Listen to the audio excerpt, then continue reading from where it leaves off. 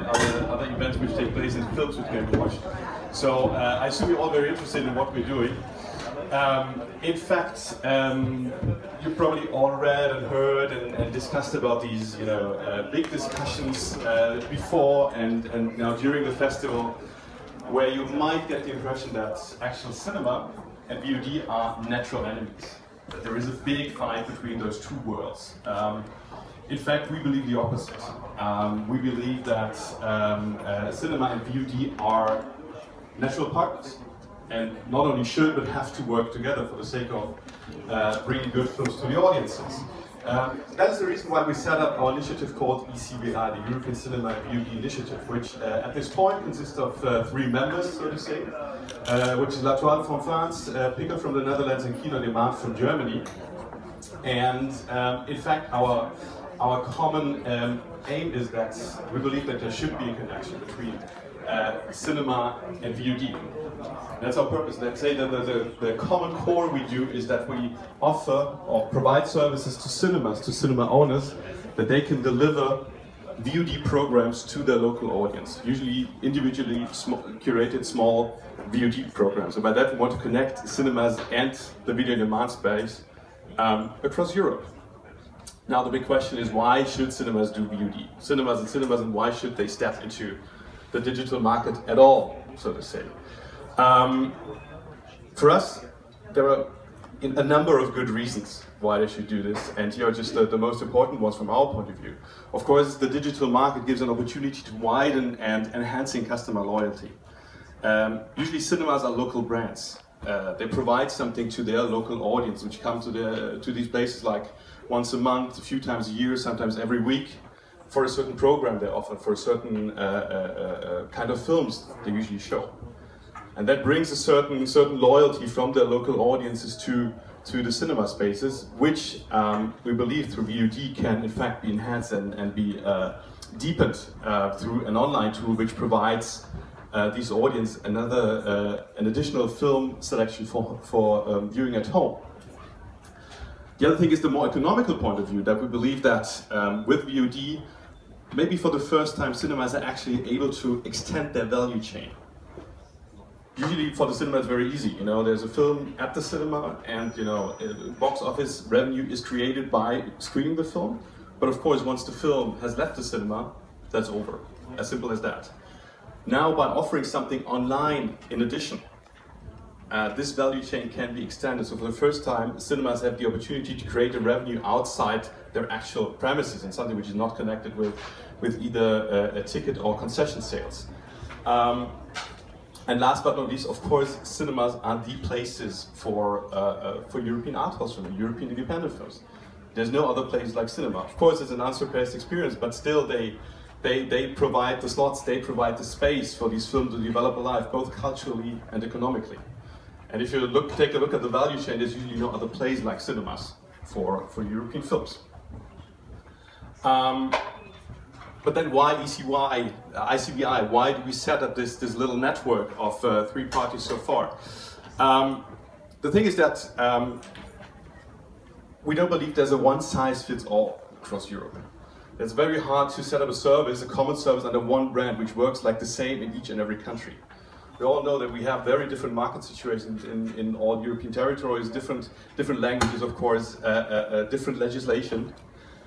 So what we do is we adapting our business models and brands to each and every territory, according to the local circumstances and what's possible within that territory. And by that we can create case studies and data how films develop alive in those various territories. We can immediately compare these information. We compare life cycle of films. Either if there's a strong legislation windows, or let's say if day and date is possible, how does that impact the life cycle of films, both in cinemas and VOD, and where how does the audience react, how does the audience get drawn to these films. And of course the core of the cooperation between us is the sharing of knowledge and data, meaning learning from each other. What does work in the other country? Is that something which might work for us as well, or is that something which works only in a certain territory under certain circumstances? Let me just start to talk a little bit more about our project, which we run in Germany, which is called Kino on Demand. which we initially started in 2015. And maybe, at least for the ones of you who speak German, we just brought our trailer to give you an impression how this looks like. And that's, for example, the trailer which runs at the cinemas who offer Kino on Demand in Germany.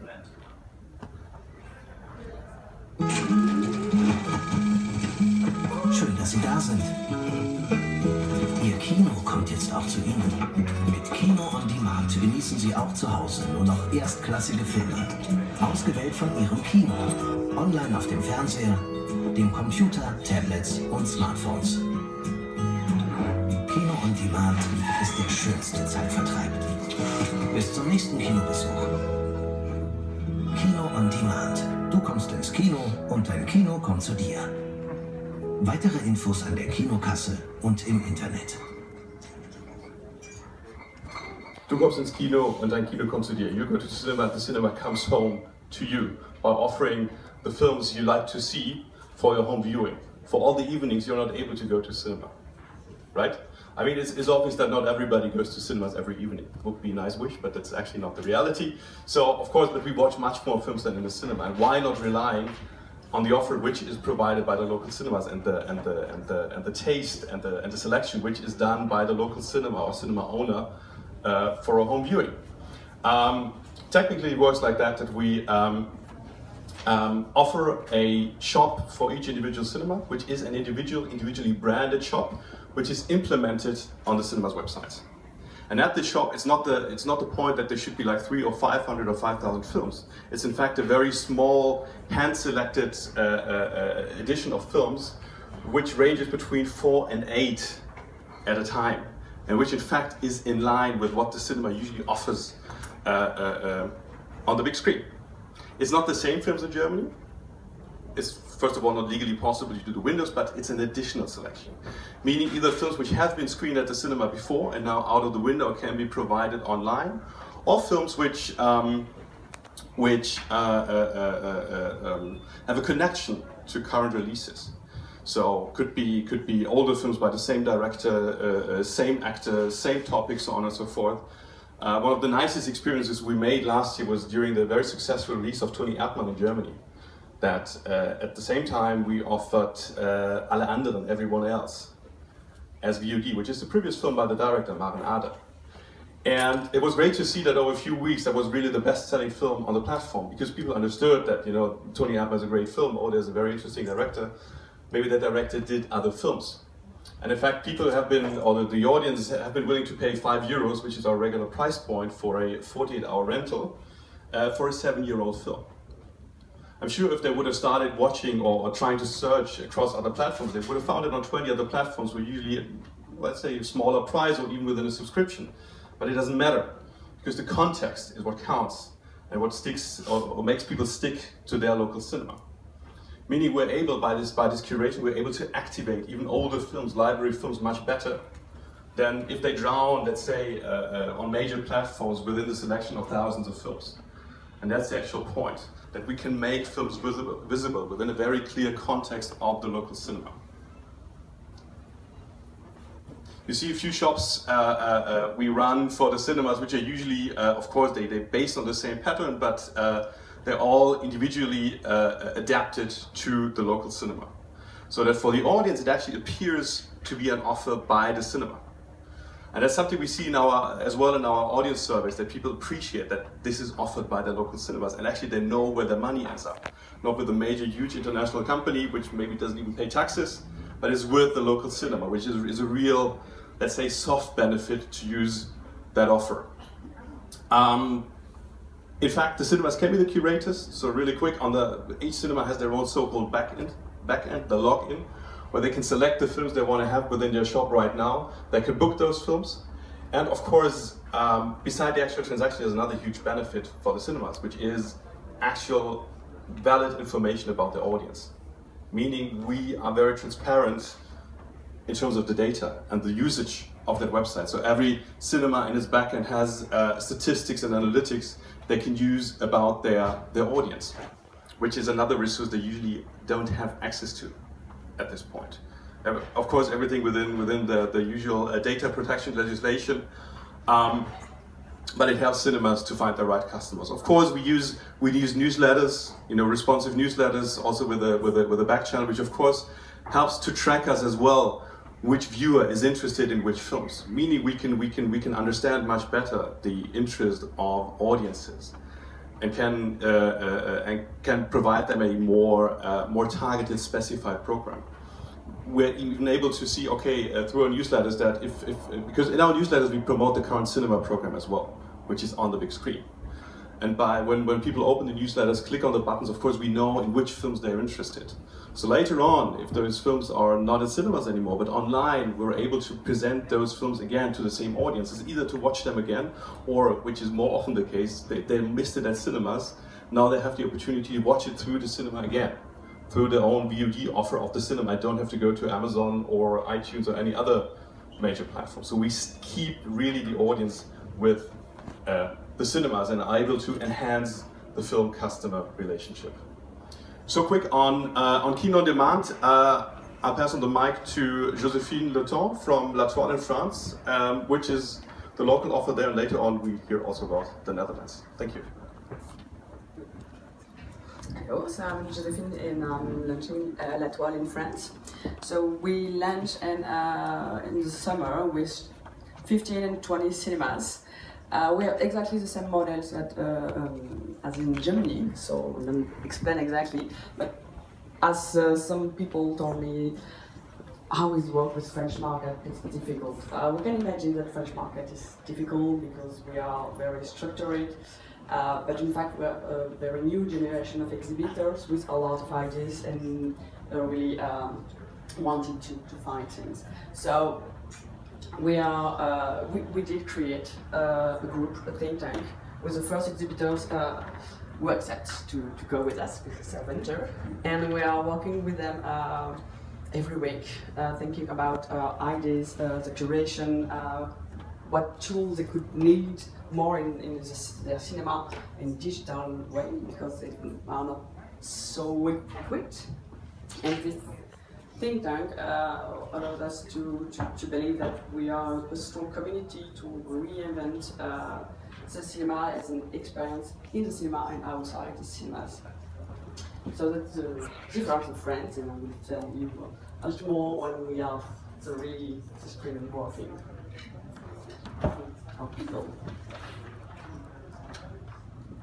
Hi, I'm Anke van Dien.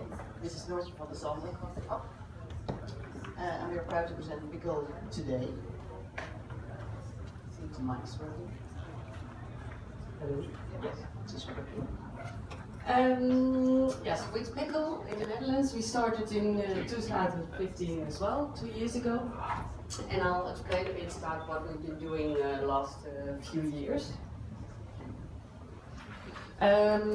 Because of course it's very comparable to what we do, to what you just heard about Germany and France, with one exception is that we offer our films day and date, or not we offer the films, our participating cinemas are offering the films day and date. So they can say, watch this film in the cinema or in your cinema at home at the same time. They can choose either to go to the cinema, or if they don't have time because they have a busy job, or because it's raining, or because for one reason whatsoever they can't make it, they can see this film at home as well. In the first year of Pickle, we really worked a lot on creating support from the sector. So we were working with a few theaters, seeing what went right, what could be better, and constantly adjusting our plan. And after a year we felt really confident that this could really work. And the last 6 months we've been rebranding Pickle. Because what went well was that we did create a lot of support in the Dutch film sector. What could be better is that we could use more viewers and a better user experience, because the consumer is used to this. So this is what we had to offer. We had a new, we launched a new website, which looks like this. And here it goes, we're now working with 15 theaters, and they're all gathered in this website. So as a consumer, you select a film, and after you've selected a film, you select a theater in which you would like to see this film. And so the revenues go to that theater. Or you can go to the page of your theater. These are the participating theaters. If you click here, you can see what they have to offer at that moment. But the most used way is that a theater themselves promote their film on Pickle. So they, on their own website, they say, this film is screening tonight at 7, or see it at home, click here, and then they immediately deep link to this film. And it really worked. We have a lot of more views and collecting more data, which we can use in further developing Pickle. Yeah. So since the start of 2016, we've been working now with 15 of the biggest cinemas in the Netherlands, and offered 75 films so far, documentaries and feature films as well. And we've been working with 20 distributors, producers, and film festivals. So we're really proud of that, and it's even more than we have been expecting from the beginning. We've been reaching a younger audience, which we were hoping for as well. It's an audience between around 30 and 45 years. People who are in the midst of their lives, getting kids, having big careers, and therefore can't make it to the cinema as much as they probably would like. We have a steady growth so far. We have been reaching a lot of new visitors since we have been rebranded it to Pickle, and which actually really creates more revenue for cinemas. What we also did is that last half year is doing a promotion campaign together with the cinemas. So we were doing an online campaign, but we were also really present in the participating cinemas. So they had banners, flyers, and they screened our trailer, which we are going to show you now as well.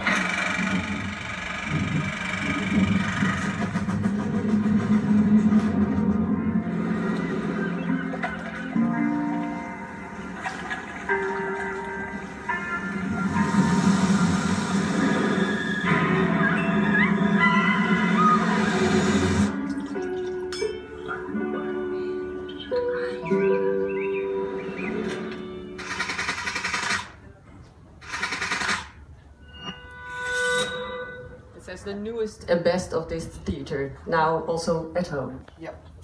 But we are actually going to keep it quite short today, because we thought it was really important that not us tell the story, because we of course think it's quite brilliant, but we want to have an exhibitor tell you why he wants to participate in Pickle and why he thinks this is interesting for his theater. So here's Mark Drent from Concordia in Enschede.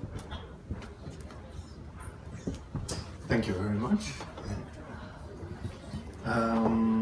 So I'm an exhibitor participating since the beginning in Pickle. I'm an exhibitor of an art house cinema in Enschede, the Netherlands. We have 2 cinema auditoriums and 1 theater auditoriums, and we are for visual arts. And our purpose is to... which button should I use? To the right, no? Yeah. It works, yeah. Okay, Concordia. Our purpose, of course, well, I can only underline the aspects that Philippe said in the beginning on why should a cinema participate or also start an initiative in video on demand.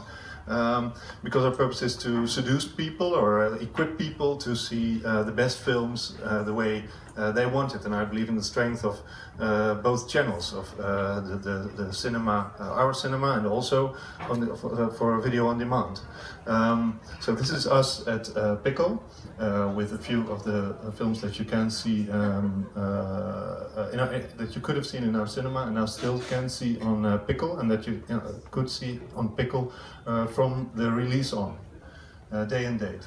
And also, so this is what I said before is for our perspective, but there are also things in the Dutch market, and I think they are international, that make it very interesting to participate in such an initiative.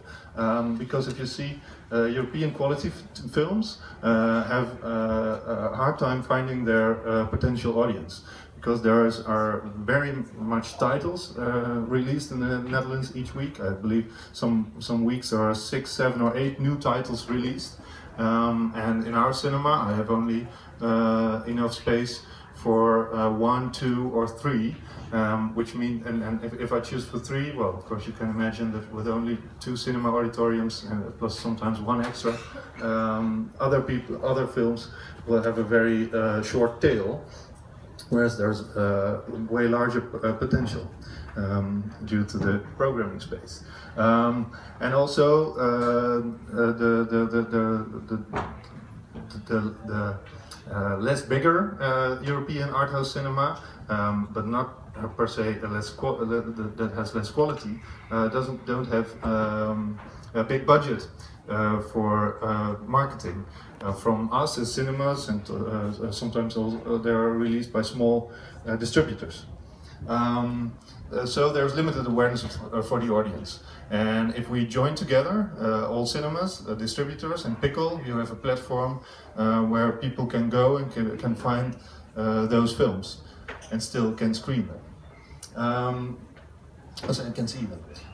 And then the advantages for Concordia. Why? How do we benefit? I believe that video on demand is very interesting, but just as our cinema on our own, we don't have the budget, we don't have the technological knowledge, and we don't have the people who can help us being an entrepreneur in this area. And through participating, we can strengthen the position, we can be visible, and we can also reach new audiences that are interested in seeing films in another way than just at our cinema. And so we are actually being a part of this changing environment. We don't know exactly where we will end and how big the success will be, but by joining forces we can experiment and we can learn. It's learning by doing. And that, as I said, we are with, well, as Anke also said, there are 15 cinemas, there are lots of distributors participating, and Pickle connects those parties. And in this market, people will watch online films online anyway, and now by being there, by experimenting, being an entrepreneur, we can even profit because there's a part of the revenue for the cinemas. And we have a new service for our own audience, but also we can foster a new audience because Pickle also does its own marketing, and they find new audiences just only interested in watching films online, or at first at least, and now they can see all those participating theaters, and they are building knowledge, and they are building data of all those customers, and they can also, in the future, they could present programs of the cinemas to the people that you know are interested in some kind of cinema or in some author, some director, which may have a new film at our cinema. So this way it works both ways. And that was my presentation. Thank you, Mark. We were wondering, are there any questions? Yeah, for all of us, I guess.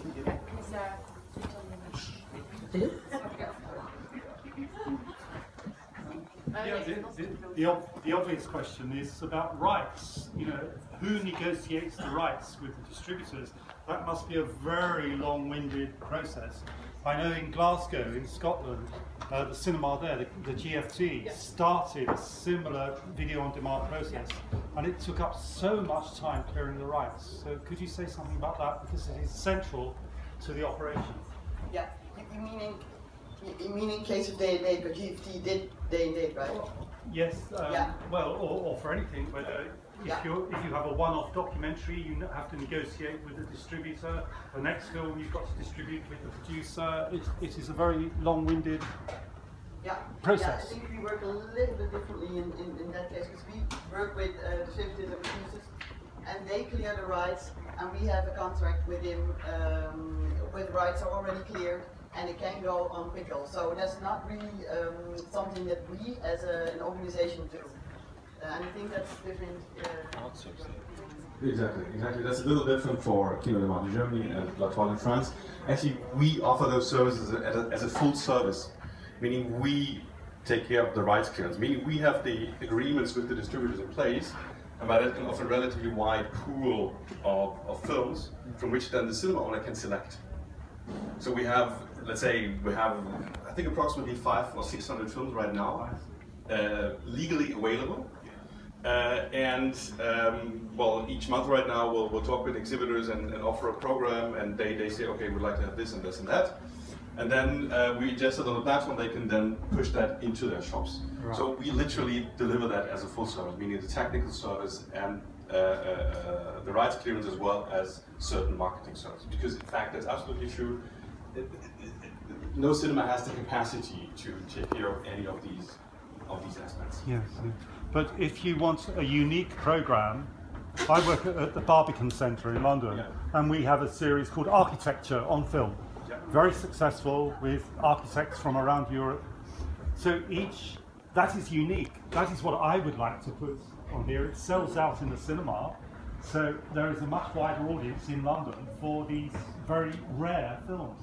But each one would need an individual negotiation with the producer. They are not common films. Yeah. I mean, this is in fact something we could, or actually do provide. Yeah. I mean, our background is beside running Kino Demand, we are a distribution company, sales and distribution company, meaning licensing is our daily business. So for us, it's a relatively easy process to get new films on board.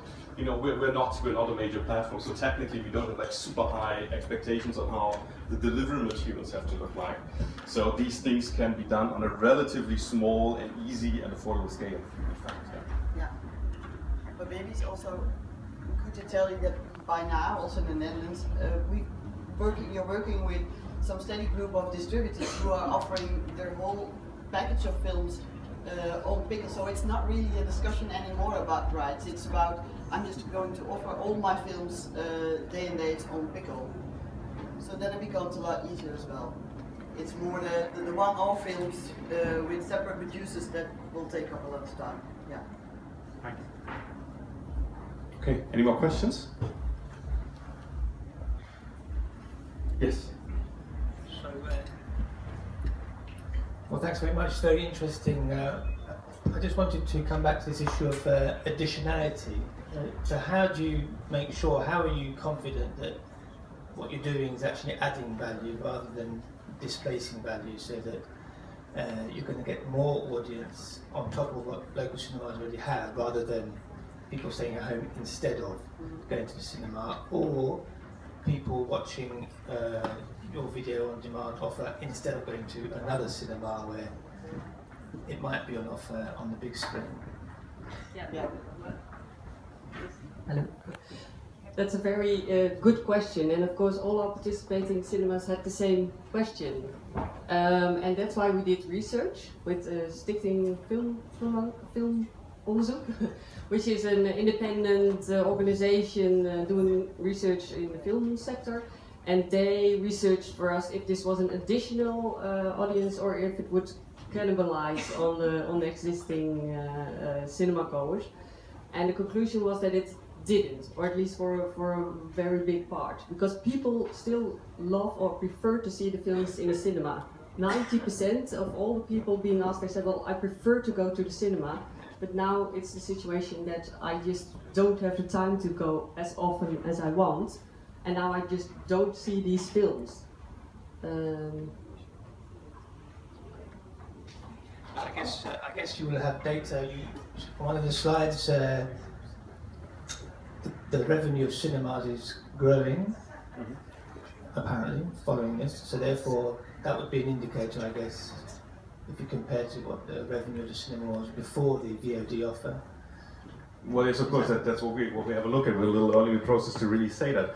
But in fact, I mean, for example, like the average number of cinema visits per capita per year is like 1 point something. So meaning people go to cinemas very rarely, unfortunately, which is the fact.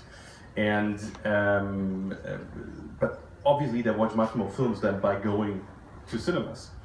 And I mean, if you take a look at the market, I think we don't have to discuss that. I mean, obviously there is a shift towards digital.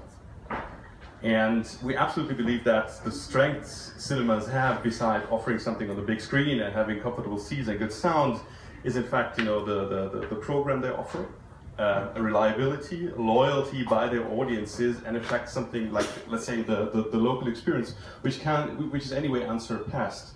But still, what cinema owners often told us, you know, we enhance the value of the film, you know. We enhance the quality of the film. Without us, the film would be nothing.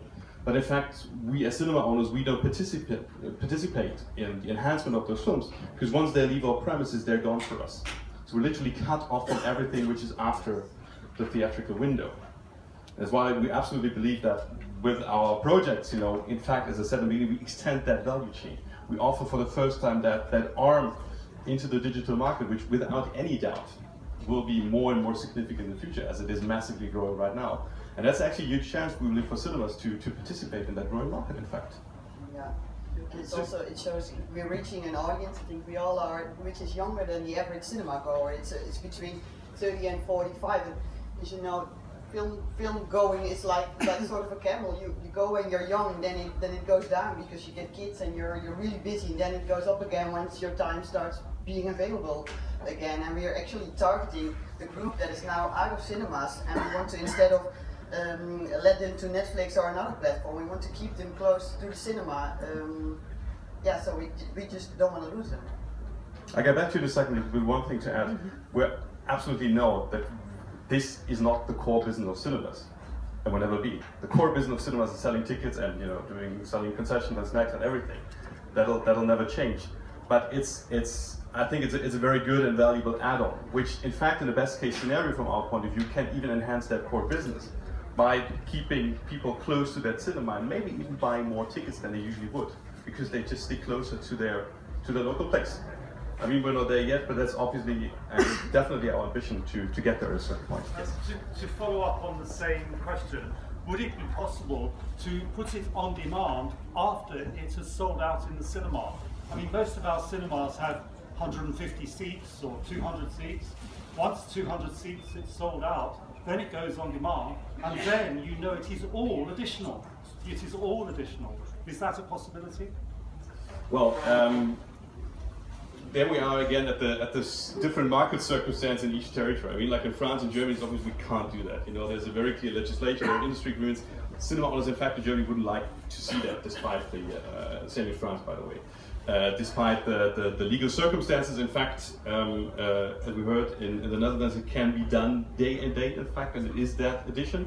But it gives me a chance to go one step further and to show a little bit, you know, our latest development, which is, yeah, we have one more member. The slide is already on. Because we're not 3 anymore, but this year we have a new member from Norway, which is Elisabeth Sjastad with Kino. And I don't think I say too much if I say you go a little bit that direction, meaning you are kind of a catch-up for cinema service. Maybe you can explain a little bit what you're planning. Yeah. So Kino was here presenting last year as a showcase, and things take time, but we're now getting ready to do a soft launch in a couple of weeks. We position ourselves in fact in the middle of the Netherlands and France and Germany, because we call ourselves catch-up cinema. We have done research that shows that after about 6 weeks in the cinemas, maybe pushing it up to 5 or 4 weeks, 90% of the admissions have already been achieved, So what we are sort of experimenting with is the last 10%. And we believe that we're really targeting the people who will have missed then the film in the cinema. So just as it's going towards the end of its theatrical release, we will offer it on the platform in collaboration with cinemas, just as the others are doing. And for us, it's also a second objective, which is to filling a price gap. Because if you think of the sort of tensions between VOD and theaters, and if you had just the regular VOD operators moving into the cinema window, the price point that they are offering is usually at half the price of what a cinema ticket costs. We feel that there is still room for a premium price, which is more acceptable, we believe, for the audience when it's offered by the cinemas. It makes sense. They're used to paying a cinema ticket, and if you're getting the same film at home in the cinema window, you're still paying that cinema ticket. So that is also, we feel, something that contributes to the sustainability of the business, to add that price point, which is currently missing, which is a 24-hour rental at a premium price, the same pretty much as a cinema ticket.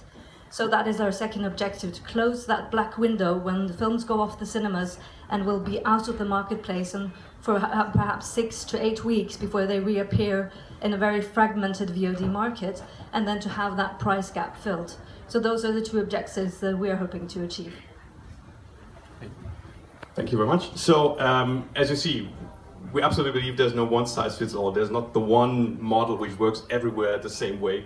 We pretty much have to adapt to our local market circumstances and legislations and everything. But in fact, by that I think we will be able to really compare in a very good way different ways of distributing films both in cinema and VOD, and see how different ways of doing that impact actually the life cycle of films. So we hopefully in a year or two we'll be much smarter than we are now, because in fact we are relatively at the beginning. And that was it. Thanks again for the support of media, of Creative Europe, and I think we'll all be around. If you have further questions, please show up and ask. Thank you. Thank you, Phil.